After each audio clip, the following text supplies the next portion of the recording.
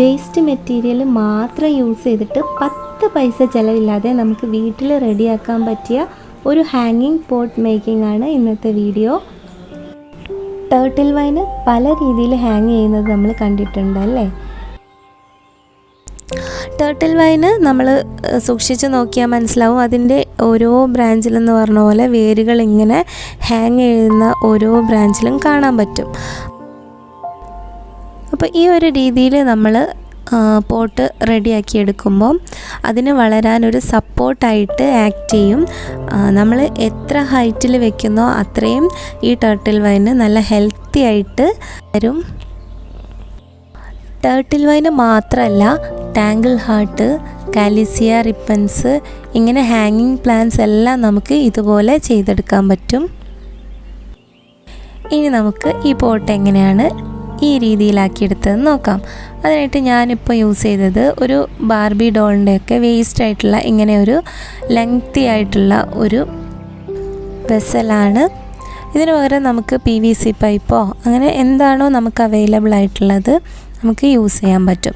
ഇനി ഞാൻ ഇതിൻ്റെ ഒരു 1/4 ഭാഗത്തിലധികം നമ്മുടെ മരത്തിൻ്റെയൊക്കെ വേസ്റ്റ് ഇല്ലേ, ഈർച്ചപ്പൊടി എന്ന് പറയും, അത് ഫില്ല് ചെയ്ത് കൊടുക്കുകയാണ്. ഇതിൻ്റെ ഒരു ബെനിഫിറ്റ് എന്താണെന്ന് വെച്ചാൽ നമുക്ക് കനം ഉണ്ടാവില്ല, എന്നാൽ നമ്മുടെ പാത്രം ഫില്ല് ചെയ്ത് കിട്ടുകയും ചെയ്യും. ഇനി ഇതും വേസ്റ്റ് മെറ്റീരിയൽ തന്നെയാണ്. നമ്മളെ ബെഡിൻ്റെ ഒക്കെ അടിയിലുണ്ടാവുന്ന ആ ചകിരിയില്ലേ, ആ ഒരു കവറിങ് ആണിത്. ഇത് നമുക്ക് അതിൻ്റെ മുകളിൽ കവർ ചെയ്ത് കൊടുക്കണം. അപ്പോൾ അതില്ലെങ്കിൽ നമുക്ക് ചൂടിയില്ലേ, നമ്മളെ കയറ്, അതിങ്ങനെ ചുറ്റി കൊടുത്താലും മതി. അല്ലെങ്കിൽ നമ്മുടെ ചകിരീൻ്റെ ഈ ഒരു മെറ്റീരിയൽ അതെടുത്തിട്ട് ഇങ്ങനെ ഫില്ല് ചെയ്തിട്ട് ഇങ്ങനെ എടുത്താലും മതി. അപ്പം ഈ ഒരു കിടക്കയുടെയൊക്കെ ഇതാക്കുന്ന മിക്കവാറും നമ്മൾ കത്തിച്ച് കളയാറൊക്കെയാണ് ചെയ്യാറ്. അപ്പോൾ ഇതുണ്ടെങ്കിൽ നല്ല അടിപൊളി ആയിട്ട് നമുക്കൊരു ഹാങ്ങിങ് പോട്ട് തയ്യാറാക്കിയെടുക്കാം.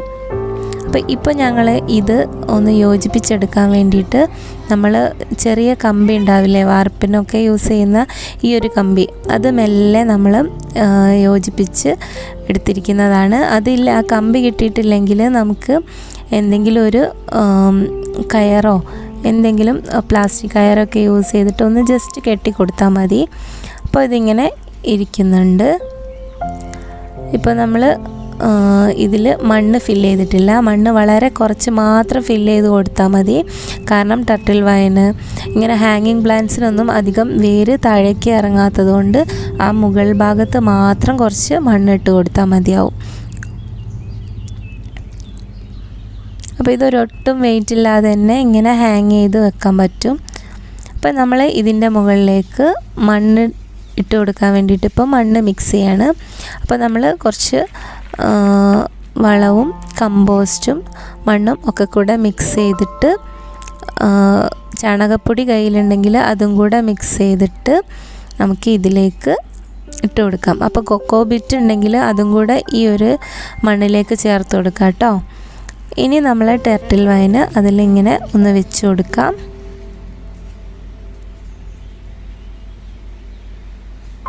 ഇതിന് ചുറ്റിലും ഇങ്ങനെ വെച്ച് കൊടുക്കാം. അത് നമ്മുടെ കയ്യിൽ എത്രയാണോ ഉള്ളത് അതിനനുസരിച്ച് വെച്ച് കൊടുത്താൽ മതി.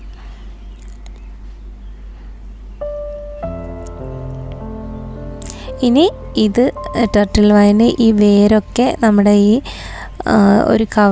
ഈ ഒരു കവറിങ്ങിൽ ഇങ്ങനെ പറ്റിപ്പിടിച്ച് വളരാനായിട്ട് ഇവർക്ക് നല്ല സുഖമായിരിക്കും. നല്ല രീതിയിൽ വളരുകയും ചെയ്യും.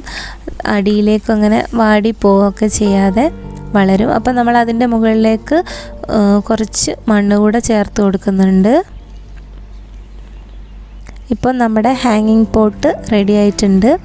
അപ്പോൾ നമ്മുടെ കയ്യിൽ തന്നെയുള്ള വേസ്റ്റ് മെറ്റീരിയൽ യൂസ് ചെയ്തിട്ട് നല്ലൊരു അടിപൊളി ഹാങ്ങിങ് പോട്ട് തയ്യാറാക്കിയിട്ടുണ്ട്.